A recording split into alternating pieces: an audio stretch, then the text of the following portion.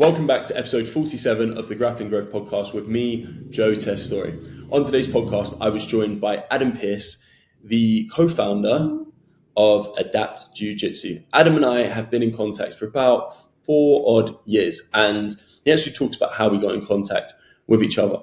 On today's podcast, we talk about his ambition to grow to a multi-million pound e-commerce brand, what he does day to day, and how he balances training Brazilian Jiu-Jitsu, keeping fit, and running a business. We talk about how he's done all the unsexy, unscalable things to grow his business. So for anyone out there who is starting a business, whether that's an e-commerce business, coaching business, or whatever, I think this is a really good listen because the concepts and the desire to consistently learn that Adam shows is second to none. As always, thank you for your time for tuning into this podcast. And if you find this valuable, then share it to a friend. Hopefully we can help. As entrepreneurs, we all experience challenges in our business journey. I'm Joe Testori, and the Grappling Growth podcast is my attempt at documenting my entrepreneurial journey while building my brands. I sit down with fellow entrepreneurs, understanding how they grapple with growth. I hope you find value and enjoy. Adam, long time coming. How you doing? I'm good, mate. How you getting on? Thanks for having me. This one's been in the works, hasn't it? Mate, I was actually having a look over our email. The first emails you sent me were back in 2021, which is crazy that it's now 25. And I know, and then over the last year or so, we've been trying to do this pod together, which is, you know, we've had technical difficulties. We've got 5 minutes into one before it's all crashed on us. So yeah, it's, I'm sure something's going to go wrong at some point. I'm just waiting for it. But yeah, it's good to finally get on, mate. Touch wood, we're good. Adam, I'm always curious to ask this question. What does growth look like to you? I think, relationships aside, I think the two things that I do with my life is obviously the business, which is, Adapt Jiu-Jitsu. It's our e-commerce Jiu-Jitsu brand, and training Jiu-Jitsu as well. So it's really those two things. I think in both of those settings, probably skill acquisition is the most important thing. Whether it's, I feel like doing the work's never difficult. I think with Jiu-Jitsu or the business, they're both quite enjoyable and I love doing them. It's just about getting the knowledge to be able to then actually do that work, So finding the information and just, learning the relevant things to make the business grow and make your Jiu-Jitsu better, whichever one you're sort of working on that specific day, I suppose. And do you think for you, because you're a brown belt, that's a revelation that you've had as the journey's gone on, whether that's in business and Jiu-Jitsu, or maybe when you're a white belt, blue belt, and even white belt in business, it wasn't that mindset, that belief? I think it's actually, and this is actually really, it relates to the Jiu-Jitsu and the company as well. You don't know what you don't know. And as soon as you realize that, you realize, well, I have anyway, that it's just all about trying to identify the right information. So you go on, that journey, whether it's Jiu-Jitsu, and you start downloading all of the different instructionals and all that kind of stuff, trying to sift through all of that information. It's the same with the business side of things. Right? I'm in that process at the moment where I've never really run a business until I started doing this with Adapt full time, maybe 2 or 3 years ago now. And I think from doing the Jiu-Jitsu before, I've realized doing that I didn't know what I didn't know. And I applied that same philosophy to the business. And now I'm just trying to absorb as much information as I can. Obviously, like podcasts like yours are amazing. And other resources as well that, where you can just hear other people talk about stuff that you didn't even know existed. And then once you know about that, you can learn the skill and then you can apply it to the business, and hopefully grow it. I guess that's the question, isn't it? Growing, trying to grow year on year. So tell me a little bit about the transition for you going from corporate job, full-time job, fairly comfortable salary, I imagine, to jumping into the deep end, taking the business full-time. Yeah, I think, so all through my 20s, I worked in property. I didn't do that at uni. I did some management degree at uni and then left Manchester Uni 2013, and then all the way through my 20s worked first as an estate agent and then as a property investment advisor, basically. The reason I did that was purely because I knew that I wanted to build my own sort of buy-to-let portfolio in the background, have a bit of passive income coming in from rent, which was then going to allow me to do what I wanted to do with my life, which at the time I thought was just, sitting on the beach and doing nothing. But I I hated those jobs. They were very, very sales focused, and you had to make 60 calls a day. And honestly, man, I hated it. Well, what did you hate about it exactly? I dreaded getting up in the morning and going and sitting there. I used to spend like hours and so much energy figuring out how not to work. Like I would call myself like 50 times a day and, get up all of the, whatever numbers on the screen and just call bogus numbers because I didn't want to speak to anyone. I didn't like the stock I was selling. I felt like I was forcing it down people's throats. I loved property and the business side of it. And I would love to talk to someone about how to invest in property and all that. But, the more you get into it, you realize those jobs aren't for that. It's for just selling what we've got. You've got to hit your targets. You've got to, every month targets refresh and you've got to hit those targets now. So, I hated that environment. I really didn't enjoy it. But honestly, I just thought I was kind of lazy as well. I didn't want to do the work. And I thought it was because I was probably quite lazy, which, I don't really think I've really discussed before, but just wasn't what I was supposed to be doing. And then in COVID, I still had a job. Do you think, retrospectively, because I think you and I are very aligned on that, do you think it was you being lazy or you trying to look for the most efficient way? Because I can't imagine you being lazy with Adapt right now. You're just looking at how to do things better. And before we jumped on, we were talking about AI, and that's like the pinnacle of efficiency. Yeah, I don't even know if it was efficiency. It's just the enjoyment. And, what did you had a quote in one of your other podcasts. It was the man who likes walking walks the furthest or something like that. Was that a quote that you gave in one of the other podcasts? I think that's quite relevant because in that situation, I hated walking and I was just there because I knew I had to have a job, I had to do something. And the reason for starting in the property jobs was to learn about the industry to help me build my portfolio on the side. That's why I got into it in the first place. But day to day, just didn't enjoy it at all. And I thought I was lazy because of that, because I didn't want to work and I didn't want to do that. But I didn't realize that I was just doing the wrong kind of work. In COVID, I started to get more involved in Adapt Jiu-Jitsu. It had been going a year or so. At that point, it was started by my two best friends, Chris and Grant. And during COVID, they weren't doing a lot with it. They had their other jobs as well. So they were just doing it as a bit of a side hustle in the evenings. I got on board in 2020, started doing a little bit because I was probably the most into jiu-jitsu out of the lot of us. So I started, going to different gyms and trying to sell it at my gym where I was training and just helping them out on that side of things. And then late 2020, I think, I bought into the company. And then 8 months after that, I was just like, you know what? I can't do this property stuff anymore. I'm going to do that. And honestly, at the time, I didn't know if it was a bit of an excuse to get out of my current job, whether I actually thought it was going to work or not. But since then, I just love it. And yesterday was a Sunday. I worked for about 12 hours yesterday on the business. I drove a couple of hours to a gym to train and hang out with people that I knew might be a relationship that we needed in the future. But it didn't really feel like work. I probably did more work yesterday than I did in about 2 years at the estate agent. So, hopefully I've proved myself that I was not just lazy. I was doing the wrong thing to begin with. And I love that. Do you think it's a case of when you say you evidently love walking right now, do you think it's a case, and I imagine it's a mix of it, but to what extent, of you love the walking, you love the actual jiu-jitsu, but then it's the e-commerce, it's the actual building that brand, it's the products, it's seeing that on people's skin. Yeah, it's very rewarding. And what's cool is it has a lot of similarities, sort of running a business. Well, from my limited experience, it has similarities to jiu-jitsu in that the feedback loop is actually really quick. So in jiu-jitsu, if you go and you study like how to defend a triangle and then someone puts you in a triangle that night, you can get out of that triangle. It's literally that quick in terms of, wow, I didn't know that before. Now I know it. Now, and then it worked. Mm-hmm. And I think there's quite a few similarities with business in the fact that I was listening to a podcast the other day about inventory and how to plan your inventory. And, there's a formula that this lady, I read a book and I was like, wow, that's really interesting how she chooses it.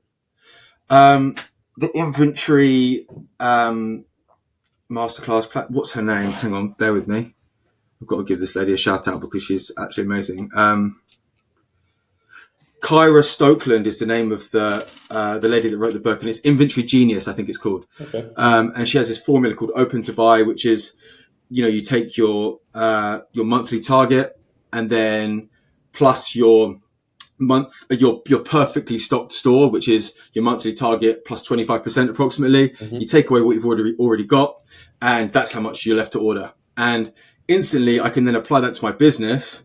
And the feedback loop on that's pretty quick, that hopefully within the next couple of weeks, I don't run out of stock, or I don't have too much stock. And I guess that's just one example of how you can take information and use it straight away on your store.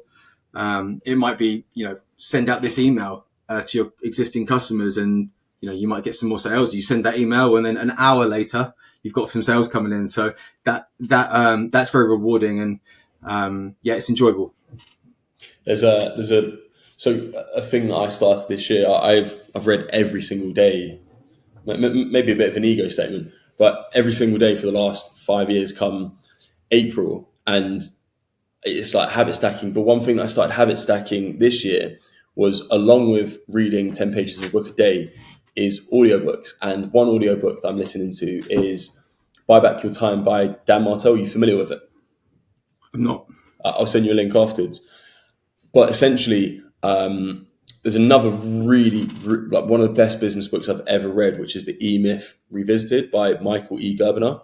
And that's probably the first entrepreneur book that I'll recommend people to read on how to move away from being as we all are at the start, whereby you're literally just picking up all of these rocks and you're just trying to throw them in the skip continuously, to then saying the first form of leverage that people look at is, well, instead of me just picking up the rocks by myself, why don't I get a guy to pick up the rocks, and then I can then maybe oversee where these rocks are being thrown, and I actually go over there.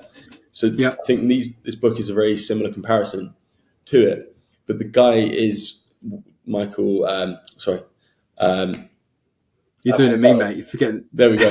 Martell. He basically just talks about leverage, and he doesn't see it as hiring people to grow the business. He says hire people to buy back your time, as the name suggests. Yeah, it's got a really good, cool formula, which is, it's called your buyback rate. So and you can work it out with whatever company you have. So you're making 100K a year. Then what you do is, that's your profit or whatever, you turn around and then work out what your time works out to per hour. So you say on average you're working 2,000 hours per year. So then you divide 100,000 by 2,000, which is whatever, call it, I don't know, 50 or whatever. And then you then break down that times by 25%, and that's how much you should be paying to delegate that to someone. He says the first person you should be looking at delegating to is your assistant. So having someone there to take away, and he calls it them your executive assistant. So that person is there to do all of kind of the bits and pieces, the breadcrumb work. Because essentially, and this kind of follows the Never Rovcom principle, it's turning around and focusing on the big, high, lucrative activities. So you turning around, driving to a gym, people might say, oh, that's stupid, that's not scalable. But you're there, you're building relationships and doing the unscalable at the start. In 5 years' time, when you're jumping on another podcast like this, someone's saying, Adam, how are you successful? You're saying, well, I was just driving around from gym to gym and I was building these relationships here. And I didn't know if it would work, but you just know that you're just plugging away, and that's just that mountain. That's it, yeah. Oh God, mate, the jiu-jitsu analogies with me is always going to be overwhelming for a lot of your listeners. But yeah, it's the same with jiu-jitsu, right? You think that you're actually you can't get that good. But if you actually just turn up like 3 times a week, that accumulation of hours spent, it adds up to something quite significant in the end, which is makes you like rolling with you. Maybe then someone else thinks like, oh, I can never be that good. But all you do is just turn up 3 times a week, and just chip away, like you're saying. One of the best proxies that I used to use when I started training jiu-jitsu is, there was an absolute beast at my gym called Nabil, and he's moved out to Bolivia actually. But I remember I would start with him, and I'd get tapped out 6 times. And the goal is like, you go from the negative. It's like when you're at uni, you're in your overdraft, So then once you leave uni and like 2 years out, you're like, what? I've actually got money in my bank account. And it's kind of like you build the equity and then you start to become the guy. It's like, I guess the analogy or the metaphor is you've got money in the bank. Money in the bank is where you start subbing guys and eventually you're like, oh, yeah, exactly right. Yeah. That's cool. Yeah. And I think business is so much like that where you're so directionless. And I think you hear this often, but we're all making this up as we go along, that what worked, and it's you don't know what you don't know. And as time goes on, you start to figure out, I actually know this. And then this becomes quicker. And then the way I used to do things 2 years ago is significantly quicker now. And people don't pay you based off of your time. They pay you based off your expertise, because you go to that lift, you know where to hit it.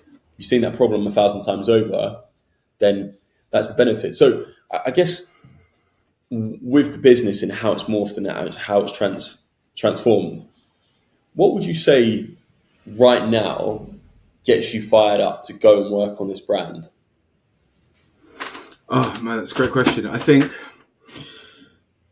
you hit milestones, right? Even when you sell your first rash guard, you're like, oh, I can't believe we sold a rash guard. That's mental.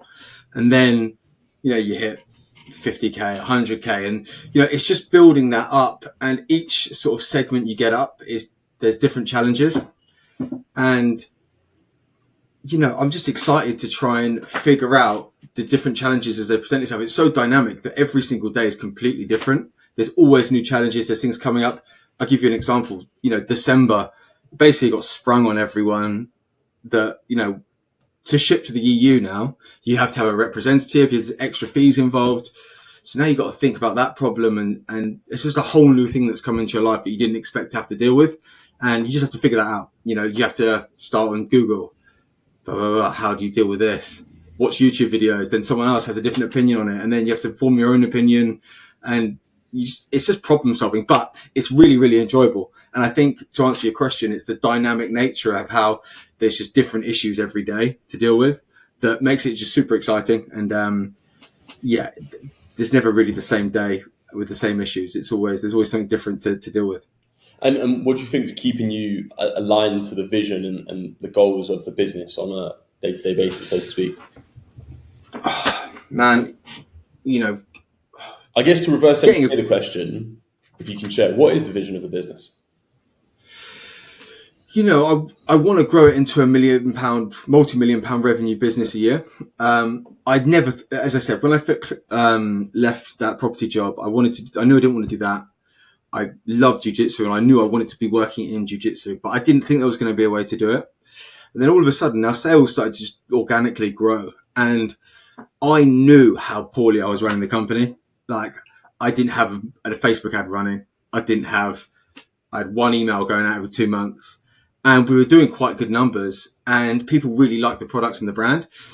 So the more I discovered about how you can run a business, like speaking to people like you who have been so kind with your time, you gave me so much advice when it comes to the Facebook side of things. I'm like, oh my God, if we're doing this with absolutely no ads or with terrible ads set up wrong, like what can we do, if we do it right? And that is becoming more and more evidence. So basically, the more I realized how useless I was running, like how terribly I was running the company, the more hope I had that we could actually be successful if I just learned how to do it properly and put that into practice. So we started to get a bit of hope. And then, I listened to a podcast a couple of years ago with the guy from Progress. And I don't know if I sent you that podcast. Did I send you that at the time? Yeah, I think we were talking how we scaled to £1 million business. Or yeah, it went from like a couple of $100,000 to $1 million. And I think last year they're on track to doing 4 or 5 million quid. And that's, for me, I think Progress have done amazing, and it's actually really inspiring what they've done. I think for me, that's really brand. Yeah, and I just I saw that, and that was sort of a light bulb in my head. I was like, oh my God, if they can do it, there's no reason we can't take X percentage of that business and grow, because the market's there. I was always unsure, like how big is jiu-jitsu? How big is it going to get? How much room is there for another brand? And I've seen, a dozen brands come and go, even in the last sort of 4 or 5 years we've been doing this. So I was like, are we just going to be another one of them? And then things started to click into place. And after listening to that podcast, it's like, okay, yeah, the market's here. I've I've got a brain between my ears and I know I can learn stuff and I know I can apply it. So now it's just a case of doing it. And, now it's full steam ahead. This is what we're going to do. I'm going to turn it into a multi-million-pound business, or it's going to be on me that that didn't happen. Right? Okay. So that's sort of the driver, creating something. And it's something you could be pretty proud of, because I think in my work life, I've had a great life. I've got amazing friends, family, but in my work life, outside of the property portfolio, I've never really done a lot when it comes to, applying myself to sort of a day-to-day job. So I'm really quite keen to, make something of this and, just make it a success, really. How important is legacy to you? I don't think. No, I don't. I think it's important to have something to hand down to your kids and stuff like that. But I'm just trying to do something that I'm quite proud of. I just want to. It'd be really cool to say like, me and my brother and my two friends, and we built this. That's cool, and I think that's really as far as that goes. That's. I don't want to go back to calling people in a property job, mate, to be honest. So we've got to make this work, because we can't be going back to an estate agent at this stage. I don't think I'd last. And how much of your commitment and dedication to the business do you think is fueled by the fear of having to go back to a job? I would flip it round a bit and just say how I remember not wanting to get up. So the fact that I can just the fact that I wake up at 5 a.m. and I'm actually like pumped to get out of bed, being like, I've got these tasks to do today. I'm pumped to do it. Like I remember having to go and just sit and on that phone all day. And I'm like, okay, this is way better. Let's just not take that for granted and just, make the most of it. Try and make something happen today, sort of thing. Mm-hmm. Mm-hmm. And I think it's one of those things that the further you get removed from being in that crappy situation, the position that you really don't like, you start to, I think the best way how I look at it is you lose that imposter syndrome, because you start a business, you absolutely don't have a clue what the critical tasks you have to do today, what the kind of extra things if you did it, it'd make the business just a bit more shiny. It's just like polishing your car. Polishing your car doesn't have any impact whatsoever on the performance of your car. But if you focus on the engine, that's what's important. And you've also got the things that are actually going to make it maybe more aerodynamic. So in the future, it's going to be just, it can move at 5 miles an hour better. It's going to be a bit more fuel efficient. And I think you learn that as time goes on. But at the start, it's just a case of you should just be working on the engine constantly, because that's the thing that's going to have the biggest impact. And then you can look at all these other things. Yeah, I think I'm a lot more comfortable with myself now to be able just to say to. I think that helps as well, because we managed to build a bit of a portfolio with the property side of things, and I became a little bit of an expert on that. I mean, my brother and I, we've got a little portfolio of buy-to-lets up north across a bunch of cities up there, and we've done that, and we've succeeded in that. So it gives you a bit more confidence to be like, I'm sorry, I got no idea what you're talking about when it comes to whatever margin that this business expert's talking about. But I'm not embarrassed by that. I just know that that's not my field. That's not what I do. It's not. There's no reason why I should know that at this stage. So I feel less embarrassed to ask the questions, and more confident with just learning and being a bit of a beginner with everything again. I guess it's if you want to use another jiu-jitsu analogy, if everyone in the gym is using heel hooks and you've never done heel hooks before, then you don't feel like an idiot if you don't know it, but you've got everything. Exactly, yeah. And, having conversations with people, I know a member of my family is like the smart. I remember having a conversation, about property with a member of my family who's one of the smartest guys I've ever met. He's a lawyer and just the smartest guy ever. But he had his mortgage set up all wrong. And for me, I was like, what was he doing? Like, he's paying like twice as much as he needs to pay. He can just remortgage this, bang it on a fixed term, and he'll be paying half it every month. Mm-hmm. But he didn't know that, because that's not his area. Like, he's like as smart as you can get, a guy I respect in terms of like knowledge so much. But he just didn't know that bit of information. And that was it. Just things like that happen, and you realise, you don't know what you don't know. It's just not like necessarily your fault. You just haven't been exposed to that information, right? That's it. And I think people are so hard on themselves. One of my friends he's better than me at jiu-jitsu, he came to me at the time and he's just like, oh man, it's just you've got life figured out. You're doing so well with your business and financially. It's just, I want to be more like you. And I was like, but the thing is, mate, if you lined up all the skills or the things that you're better than me at, and then I'm better than you at, we all level out. You've just chosen to put your attention into jiu-jitsu, and in the evenings you go to the gym and you train, whereas I dedicate my energy and my output to something else. That there's women out there who, I mean, I can't do a fucking cartwheel, but then if we're looking at a gymnast or a 12-year-old girl up there, she's way better than me at that. But then just looking at different proxies, we're comparing apples to oranges, so to speak. And I think that's where a lot of people get into this fixed mindset of, oh, this person's doing so much better than me. But at the end of the day, there's no linear progression with stuff. Isn't it so funny though how like we all still have it every now and again? I don't know about you, but like the best thing I can ever do is go, so I don't know what you're talking about. What does that mean? Can you explain that to me? But every now and again, I'll catch myself still. Just someone will be like, oh, you know about this, right? And I'm like, yeah. And like, I've got no idea what it's at. And then all of a sudden you're like, why did I say that I knew about this? And you're in like a conversation where you should have just said, oh, sorry, I don't know what you're talking about. Can you just explain what that is? But instead you've got yourself into a conversation trying to be cool. And like, for some reason in that moment you said, no, I know what you're talking about. Yeah. Like, and you're just like, why did I do that? But it happens all the time still, you know? It was just on the weekend just gone. I was talking to this girl who, she's studying Oxford actually. And depending on who I speak to while I'm traveling, I'll tell people either I work in marketing, or if I get a good vibe check off them, I'll say, I run an advertising agency.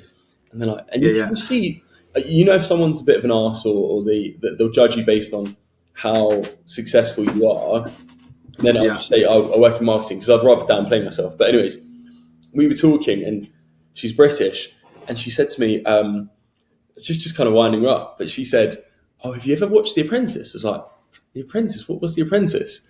She's like, you haven't? She was like, okay, fine. Do you know Alan Sugar? I was like, no, it doesn't ring a bell. And then she went on for about 30 seconds to describe The Apprentice to me. I was like, I'm winding up The Apprentice. She's like, oh my God. But that's the thing, is you can tell someone's character based off, and obviously The Apprentice is commercial, it's mainstream, so she's like, what? You don't know The Apprentice and you business. But for me, I think again, you revert back to martial arts in general. You turn around and you say to someone, I don't know this, because I think with martial arts or just business, the exposure, the feedback loop is so immediate, so abrupt. If you don't know something and then you go to demo it live, you're going to get exposed pretty quick. Yeah, big time. You get exposed real quick. Like for jiu-jitsu is like the prime example of that, right? You can't bullshit anyone. Yeah, feedback loops. I'm curious. I know that you're into just leveling up knowledge. What are your top 3 business book recommendations? I would say, firstly, there's a podcast called the E-Commerce Masterclass. I don't know if you've listened to that at all. Yeah. Again, super similar to this pod here. It's just an amazing way it's just conversations with business owners and, just hearing about a lot of the problems that, these people deal with. It's where I first got put onto that lady I just spoke about who deals with the inventory. There's another person comes on and talks about, sustainability in a business and, how to do that. And just all these topics, you're like, oh my God, I've never thought about that before. And, it's just a real general eye opener of a podcast, which I love to listen to. I think it's E-Commerce Masterclass. What else? I would say, one podcast that's very, very important, I suppose, to me is the Property Podcast. It's called The Property Podcast. So this is out of uni. I obviously, as I said, did the management degree. And then I knew I sort of wanted to get into property, and I started listening to this podcast. I literally typed in property podcast, like to try and learn something about property. Rob Dix and Rob Bentz. It's Rob and Rob is their like thing. So it's Rob and Rob, the Property Podcast. And that was the thing about that was super important to me was it taught me that I could learn everything I needed to know from something that wasn't school.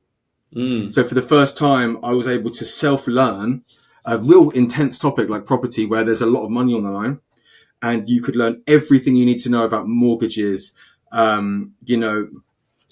how to buy a property, buy to lets, residential property, like home improvements and sort of DIY parts of property investment. And it's just an amazing resource. And I also recommend it just for anyone who's selling their house or looking to buy, or maybe thinking about renting out a room or anything to do with property. I can't recommend that podcast enough. And yeah, not only is it a great resource, but it was the first time that I've sort of taken into account. So it's the first time I've ever had to learn something. And obviously now that's all I do in terms of listening to podcasts and YouTube and speaking to people like you. But that was the first like exposure I had to that podcast. And what would your last one be? Could be a book as well. But books, I have to give a shout out to my mate James Smith. We've been in touch with him for a while. So before he really blew up, we started sending him rash guards and stuff like that. But I was actually reading his book back in 2021 or whatever it was when I quit my job. And he was the one. It's actually all his fault, and he's the one that pushed me over the edge. Is that into actually quitting that job? No, it's not. It's his second one. I'm not a life coach, I think it's called. Oh yeah.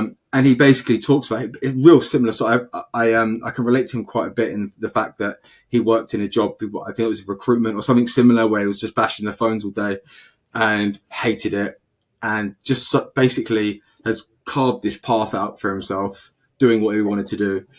And, you know, fair play to the guys. He rubs some people the wrong way, I'm sure, but just pretty inspiring in terms of what he's actually built for himself through just like consistency and self-learning, and basically saying, you know, up yours to the normal job that he didn't enjoy.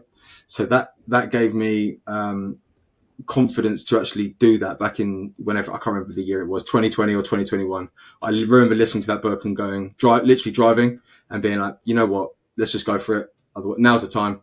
You know, you're not getting, I was about 30 at the time. So, you know, it's time to go for it. Yeah. I love the quote, if not now, when? And yeah, it's never, ever going to be a perfect opportunity. There's always more that you're going to learn. And if you keep on chiseling away day by day, then you're going to get better with that. How did you and James initially first get in contact with each other? I didn't know who he was, to be honest. It was my the co-founder of the company, Grant, who still owns part of Adapt. He does all of the designs and everything. So all of the designs and everything you see, it's all Grant. And he had the vision to begin with. He just said there's this guy who does fitness stuff that we just started training jiu-jitsu as well. Let's send him some rash guards. And I was doing all the posting at the time, I think. So I just remember scribbling his name down and writing his address and sending him some rash guards. And over the years, he's obviously just got more and more heavy into jiu-jitsu. And we've just sort of stayed in touch. We've never asked him for anything really. We've just sent him rash guards here, there, whenever we've had new stuff come out. And he's been kind enough to wear them. I think he likes the rash guards and he likes the designs. And he's been kind enough to shout us out. And we've now done some small projects with him in terms of kitting out all of his gym in Australia with Adapt Jiu-Jitsu rash guards and stuff like that. And I bought his course. I chat to him on his like mentorship program as well. He helps me out with a lot of the content that I've been trying to make over the last couple of months. So yeah, it's, you know, he's just always been pretty cool to us, and we've had a few good training sessions as well, which is always nice. And yeah, hopefully we can do some more stuff together in the future. He's a cool guy. Just organically blossomed as time's gone on. I guess that's how pretty much. Yeah. You and I spoke. We first spoke 2021. It's just... Actually, you know what? I'm going to tell your listeners about the first time I heard from you. So I remember looking through my direct messages on the Instagram Adapt account, and I was like, "Oh, who's this guy?" Opened it up, and there's a video of Joe talking to the camera at me, wearing his gum shield and his like jiu-jitsu kit, just like with his mouth guard in. And I was like, what on earth is this guy doing? And then he takes his mouth guard out and he's like, "Oh, sorry about that. Yeah, my name's Joe. I run a marketing agency." And it was very funny and it made me laugh. And I remember that. And since then, we've been approached by a bunch of marketing companies. I've never worked with a marketing company. I've always done the marketing myself. As you know, we've spoke about that a lot. But I've never really spoke to anyone about it since then. And I've always had the ambition that one day when the time is right that we're going to work together. And it pretty much all comes from that first time you approached us. And I remember that it was such a unique way. It made me laugh. And so anyone out there, looking to approach someone, try and do something different like Joe did, because it was funny, and it sort of started the relationship really. And we've been in contact now for coming up 5 years, I suppose. I think you've just given someone and our listeners a bit of a masterclass in outreach. But anyone who I'm coaching, I always think of how, again, it's like a hook with an ad. You've got 3-5 seconds to make an impression. Yeah, it's true. With people. And I knew for myself that if I'm like, I struggle to reach out to cosmetics brands, women's brands, stuff like that. It's just the resonance isn't there. And I think fundamentally, and probably what James talks about, what you talk about, I talk about, is you want to ultimately do stuff you like. And I know that I can really talk the messaging well. We spoke about Fortress Boxing before we jumped on here. Very similar angle. I don't think we took that angle with them, but a guy on the team, Conrad, who's doing our business development, contacted them, and then we got a meeting with them, and that was great. And I think it's that relatability is easy, but I thank you for the, plug there. And it's just but it's also, it's a super important point though, because a lot of relationships I have in terms of business come from a actual respect and affection to the person. There's something there in that relationship. And I literally made a video the other day talking to young athletes who are looking to get sponsorship. And I said, if there is a brand that you actually like, I mean, everyone says, oh, I love this brand because they're trying to get sponsored. I know. But if there is a brand you actually like, go and buy their stuff, wear it, wear the product, tell the owners that you like the stuff, take pictures of you wearing it. And you said the same to me. You were like, I actually wear your rash guards. They're really good. I like the rash guards. And it just went a long way. It's like, oh, this guy actually likes the stuff. Let me look at his business. And then I was like, oh, that's really cool what he does. And you actually take a genuine interest. I think that's cool. And that if there is a chance for that to happen, if there is an athlete out there who loves a certain brand, use that to your advantage, because it does mean a lot to people when, your work or your product are valued, I suppose. I think exactly that. I think where a lot of people go amiss is they will contact a business. They will give them a generic message being like, hey, I love what you do. And as a business owner, I'm sure you get loads of outreaches. I look at my inbox and I get people who want roles within the team. And it's such a generic message. And what I do, I click on their profile. I see they don't follow me. And depending on what mood I'm feeling, if I wake up and choose violence, I'll say, okay, so how long, what piece of content resonated with you? And they come back with some absolute rubbish. I loved your podcast on XYZ. I'm like, you didn't listen to it. Actually took a bit of, and I think it's sort of playing a bit of the longer term game where you fundamentally look, that there's nothing wrong with wanting to do business with someone, because the outcome of business should be a win-win scenario. It shouldn't be a case of it's going to be a zero-sum game. You're going to pay me, you're not going to get results, or you're not going to get benefits. It's a case of, if we do this, hopefully I get rewarded a tenth of whatever you're making, as an example, or I can help you amplify or save costs a bit. But so many people go in with the approach of what's in it for me. They don't look at the angle of a business owner and think, for instance, if a guy came to you, 17-year-old kid, you could see that he's dedicated, he's training, hasn't got much money to his name, and you could see that he was really thoughtful. He's like, I love the fact that you've worked with so-and-so, blah, blah, blah. You'd probably give him the time of day to him or her. 100%, yeah. To be like, you know what? And I think a lot of business is about believing in the vision. It's turning around and just being to that person saying, hey, you know, it might not work out, but I will listen to you because I know you've taken time and respected my brand and what I do. Absolutely. Yeah, 100%. And I think that goes to so many different verticals, suppliers, manufacturers, just influencers. And I guess the full circle moment here is how I found out about you guys is it was Darren, who I followed Darren and James. And I think between the two of them, they're just, what I like about them as guys, they're just, you can tell they're them, that they're not there to give this facade of bravado bullshitters. I think so, yeah. I think so. Yeah. So, yeah, that's cool. And that's, again, as I said, that's how I found out about you guys, then probably followed you for a little bit, then messaged you. So nice. Cool. Jiu-Jitsu. So it's worth sending that rash guard to James Smith to begin with. After all, it came full circle and it got you in touch with us eventually. So yeah, there but you go. Even saying that, I think that we were talking like the London Jiu-Jitsu scene. It's so small, and I was in Thailand 3 years ago with my mate, and I met Lon Kavanagh, which fair play to him. Shout out to Lon. He's in the UFC now. Yeah. And he's trained by Ray Stevens. You've got Frankie Gibson and a few other. Those he coaches down there as well. Yeah. I mean, it's weird. It's a small community. It really is. And even out in, did you meet Alex and stuff who runs Bang Tao when you went out? Was it Tiger at the time? Or? As they were opening up. And Fine. I already, where did I go? Phuket Top Team or Phuket Fight Club? Yeah, fine.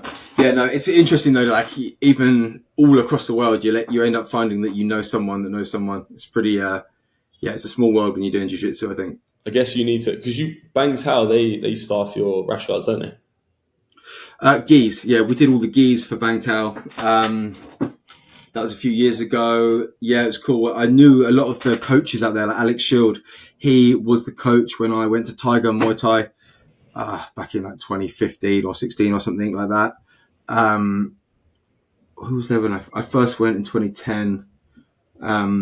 Anyway, yeah, knew a lot of those guys because they were the coaches over at Tiger Muay Thai before they opened Bang Tao. And, when they were getting their store ready, we reached out to them and, sorted out all their gis, which is pretty cool because they're maybe the biggest gym in the world now, like in terms of the seminars they've got on there and stuff like that. Especially in Asia, they're definitely the biggest gym, which is cool that we supply their gis. So, yeah, it's definitely a big win for us. Shout out Alex Shield. He's a cool guy. I like him. I was a bit gutted that I couldn't check them out because I remember checking their Instagram and they were just opening up, and I remember that. It's a little bit further out of Phuket, isn't it?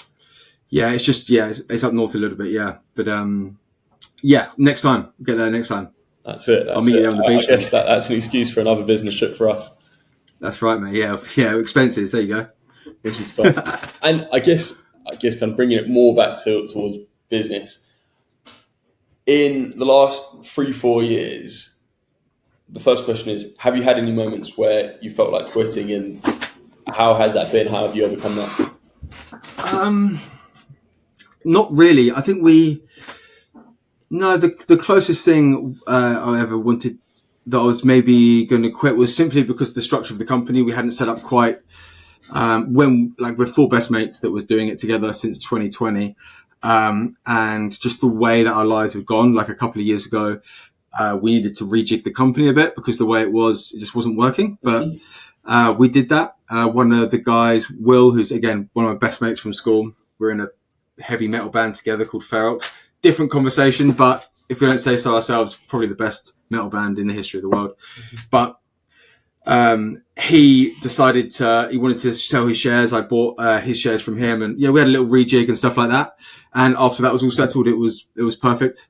Shout out to Will as well. He, even though he's not part of the company anymore, he is the person who's done all of our photos and videography since the start, and which I'm super proud of because I think our photos and a lot of our marketing is, I think, the best in the sort of category of jiu-jitsu brands. I think I'm super proud of the photos and the videos that we produce, and that is 100% down to Will. So even though he's not part of the company anymore, he's still our best friend, and he will continue to do those because, don't trust anyone else to do them really. So apart from that little rejig we had in the company, I've never really thought like quitting, mate. It's now I love doing it, and it becomes like quite precious to you, doesn't it? Like your own business, the more you get into it, the more you like want to sort of protect it. And I don't see myself quitting anytime soon. What roles and tasks on a day-to-day basis do you enjoy the most? I actually just love the learning process, to be honest. I really enjoy we were speaking about this before the call, actually. We were talking about AI and how, we both agree that it's going to be quite significant in terms of being able to help businesses like both of ours.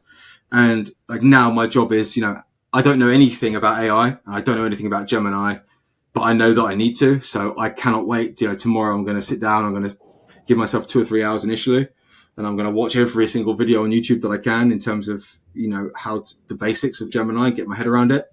And then I'll go and maybe purchase courses more in depth and stuff like that to teach myself about that. But I actually love that, and I actually can't wait to, I get my coffees ready and I've got my pajamas on and just like sit there and I'm like, right, I'm going to learn. That was true. Before you jumped on this podcast, you're in your pajamas. I was in my pajamas, yeah, and thanks for letting everyone know that. And I had to get up and get changed right here. Is that now a question? I realised that my pajamas could kind of be seen on the camera, and I was like, that's not a good look. So is that you being lazy or efficient? Just efficient out of bed, or just I can't be bothered? Yeah, I actually, quite often will not get out of my pajamas all day. That doesn't mean I'm not productive, and I do even go to the gym. I just do actually go to the gym in my pajamas. I'm quite comfortable with the gym that I train at, so. It's not a lack of productivity that's causing that. It's comfort. It's efficiency, Joe. You're doing the Mark Zuckerberg, wear the same T-shirt every day, so you don't need to think about that as a exactly. Yeah. It's all for the business, mate. It's all for the business. You just do it for the product and the people. Yeah, that's it. But I think you like getting to the meat of what you're talking about, the learning and development. I think that's where so many people go amiss. And I think it's understanding that in order to innovate and adapt, pun intended, that you need to turn around and just progression. And I think one person who I take a lot of inspiration from there is my mum. She's a psychotherapist and hypnotherapist, and she's always doing a course. She's always got this. Wow, yeah. And that for her, that's kind of like her Louis Vuitton or Gucci bag. It's, I'm going to start this course in September, or I'm doing this weekend training. Cool. And a bit of me was like, I think I developed a bit of an ego when it came down to finishing uni, just being like, I'm not doing any professional that. I'm not doing this, but I love it. Invested in, they've taken me to temple. Yeah, and my girlfriend does that as well. She's the same, which is cool. Shout out Jade. She's constantly doing new courses for her NLP and her coaching and stuff like that, which I think is super cool. And what type of coaching? It's the same with. She works with actors, so she coaches actors, helps them with their actual acting and their self tapes and stuff like that, and with NLP and sort of life coaching as well. So she does offers a full service to them, and she works on movies as well. She works in casting. She's just cast the new Gerard Butler film Den of Thieves 2, which came out this week. So she was off at the premiere earlier on this week, hanging out with the stars and all that, which is pretty sweet. And she's going to Australia in next month on a big coaching tour. So I'm going to try and tag along with that as well. Try and get out to some jiu-jitsu gyms out there, see if we can win a little bit of business, and try and have a productive work trip out to Australia next month. Nice. Adam, I've got a question for you from the internet, which is definitely up your street. The internet? Ooh, that's worrying. How are we doing this call over the internet? So it reads, a fellow entrepreneur asked, how do you balance jiu-jitsu training with growing a business? So I guess I want to ask you first off, you're a coach yourself, but how many times a week do you actively train? So to give more context. I probably train on average 5 times a week. I don't do more than an hour usually of jiu-jitsu, so I'm quite efficient with my time as well. I don't ever warm up, no. Yeah, if anyone wants to know about Joe, I've made a few videos making fun and demonizing jiu-jitsu warm-up. So I know for a fact that I'm hated by quite a lot of coaches out in London that do like a warm-up. But anyway, that's another conversation. I try and be as efficient as possible. I do a lot of my learning. We're just talking about this, but I love watching instructionals and stuff like that. So I like to turn up to the gym and have a little stretch for 5 minutes and then go straight into doing rounds and active sparring where I can practice the stuff that I've been learning. Because I watch a lot of the instructionals and do that at home, that works for me. Obviously that doesn't work if you're not watching that content outside of class, because you need that class instruction then to get the information. So yeah, I'm quite efficient with the way I train. I teach 2 hours a week, 3 hours a week on average as well, which I really enjoy. And it works well with the business. I think I love waking up early, so I'm an early riser. I get up and I try to get up between 5 and 6 and just start work straight away on the laptop. I work up until 11 or 12 and then I train. So I get 5 or 6 hours of solid working in the morning. Is that and then I train uninterrupted? We really try not to talk to people. Yeah, well, I'm pretty chilled about it, to be honest. But yeah, I usually have my headphones in, and I'm just sort of, I might have a podcast on in the background, and I'm just getting through tasks that I need to do that day. Then I go and train, and then the way I see it, then right, I've done 6 hours solid work, which is you can do a day's work in 5 or 6 hours. I think if you've got your head down and you're going for it, that's a good day. You don't need to work 8-10 hours if you're actually working, in my opinion. I think a lot of jobs that do a 9 to 5, at least 2 or 3 hours of those days, people are staring at the ceiling or whatever it might be, or, like in my case, just calling themselves 50 times to try and get the call stats up. So I think if you're actually working properly, that's a good stint. I then go training. That way, if my day finishes there, that's a pretty good day. Got my training in, done a bunch of work. But what usually happens, like sort of 8 times out of 10, is I come home, have a bit of lunch. I always sleep for an hour. I really like to nap. I know I get a lot of stick for this from my mates, but I remember reading somewhere in a book long ago. I'm getting old, about 34. But anyway, don't you start. Anyway, listen, the nap's a part of the business growth, okay? So I read in a book somewhere that I can't quote and can't quite remember the book, can't remember the author, but someone said somewhere that a lot of the best CEOs in the world, they'll sleep in the afternoon. And all jokes aside, for me, it works really well. I sleep sort of around 2 or 3 o'clock, and I sleep for an hour. I get up, and I've always got another few hours of work in me, right? So I then work up until the evening, and then I just hang out in the evening. Sometimes it's weird, man, running your own business. I quite often find myself working at like 8 or 9, even if it's just on Instagram, just responding to stuff that I couldn't be bothered to do earlier in the day. I guess a lot of people are like, that's not work, but it actually does need to be done. And you'll find yourself doing that up until you go to bed quite often. So, that's pretty much a normal day for me. That's how I balance it. It works really well for me. I feel better after I've trained, especially after I've had a sleep. And it works perfectly. A lot of the time I'm training at gyms as well. I love traveling to new gyms and meeting new coaches, meeting new people. And out of doing that, I've got a lot of business for the company as well. So the training and the business kind of do go hand in hand. And quite often it's, by me training, I'm actually helping the business as well. For a lot of people, I'm not going to lie, a lot of people don't care where they get their rash guards from. There's diehard people who love our brand, who only go to our brand, and I'm sure Progress have the same, and Tatami. But there's a big group of people that don't really care about what rash guard they have.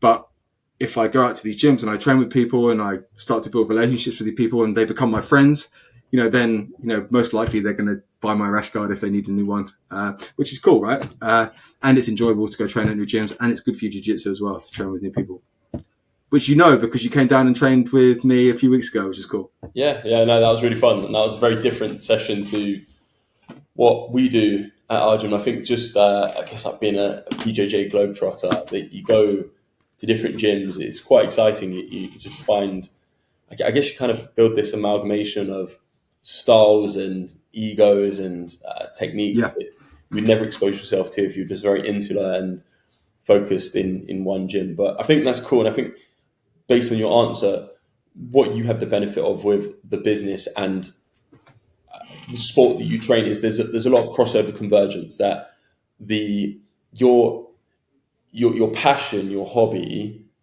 it blends straight into your business. So it never feels like work. And I think a big thing is, and I think I was listening to a Simon Squibb video recently, he was saying, find something you're passionate about, find something that you can monetize, a hobby of yours. And I guess I want to tangent that, because his clip that I saw reverts onto the question that I quite often try to ask people on this pod. You've mentioned you're 34, which is still very young. What advice would you give to 20-year-old Adam in retrospect? Oh, man. I'd be torn. I would say start a business. For me, that was always going to be the way. I love doing it now. And I think if I'd started a business when I was 20, I would be a millionaire now. I think if I've started a business in what I'd have loved to have done, I think that would have happened. But I find it hard to give that answer, because doing what I did, even though I didn't enjoy the property stuff, it gave me I went through that learning process of learning how to do it. I did it. I created like a buy-to-let portfolio with my brother, and that still exists. That's still in the background. That has actually allowed us to, do the business and spend more time on the business, even when it didn't pay anything at all. We had that income coming in from property. So, in hindsight, I have absolutely no regrets, and it was really good doing what I did, even if I didn't enjoy it. All it's done is made me appreciate sort of the life I'm living now more. So maybe I'll just say do what I already did. That would be my advice. But also maybe start your own business a bit earlier. Maybe 5 years earlier, start your own business. That'd be the key, I think. Yeah, I find it intriguing, the question, because fundamentally it's the way how it's angled. It's to yourself, but it's for younger listeners. And equally, you look at the example of Colonel Sanders, founder of KFC. I can't remember his size. He was in his 60s when he started KFC, and I think there's this connotation notion that people feel quite cemented to what they're doing, and they can't look at new things or other things. And you do see, and I guess people either listen to the end of this podcast or they would have tuned out once they heard the second jiu-jitsu analogy. But that's most likely. So, mate, if this is the worst viewership you've ever had on the pod, then I do apologise. And I don't know what else to say really, but sorry for crashing the pod. I'll send you the invoice afterwards. Yeah, please. But point I'm making is I always respect it when you see a guy who is in his mid-40s and he starts. And a lot of these guys, you see them, they're quite timid. They're a bit, I guess they've lost a bit of confidence. And then you can see after a year, like there's a guy at my gym who is very, very hard on himself. He's like, yeah, look at me, man. I'm fat. I'm out of shape. I hit this age, and it doesn't matter. We're all on our own journey. So, yeah, I think if I had to, I'll change my answer then to actually give a bit of advice to someone who is 20. I'd say try and find what you want to do and do that. But if you can't, which you can't always do, at least have a reason why you're doing what you are doing. For me, it was, learning about property so I could build a portfolio in the background to get a bit of passive income. So even though I really wasn't enjoying it and it was pretty rubbish, there was a reason for it. And that reason sort of played out to be, okay, well, now I have no regrets because I did it for this reason. That reason happened. That would be my advice. Yeah. Have a reason for doing what you're doing, even if you don't like it. Amazing. Adam, we'll attach all links to the podcast, but where can people find you and what's next? Adapt Jiu-Jitsu is the company. AdaptJJ.com. That's the website. Find me on Instagram. Adapt Jiu-Jitsu on Instagram. I do all of the emails myself, so sign up to the VIP mailing list to get discounts and early launches. Message us on the Adapt Jiu-Jitsu Instagram. I'm the one that responds to all the messages myself. So, yeah, that's the best way, mate. Nice. And what's next? What does 2025 have in store for you and the brand? We've got some new launches coming out. Just trying to get a bit better at everything. Increase that top line, increase profitability a little bit. Mate, we'd be here for another 2 hours if I had to reel off the list of the goals for this year. But hopefully just growing. Amazing, Adam. I really enjoyed this one, and I appreciate your time. Cool. Thanks, Joe. Appreciate it, mate.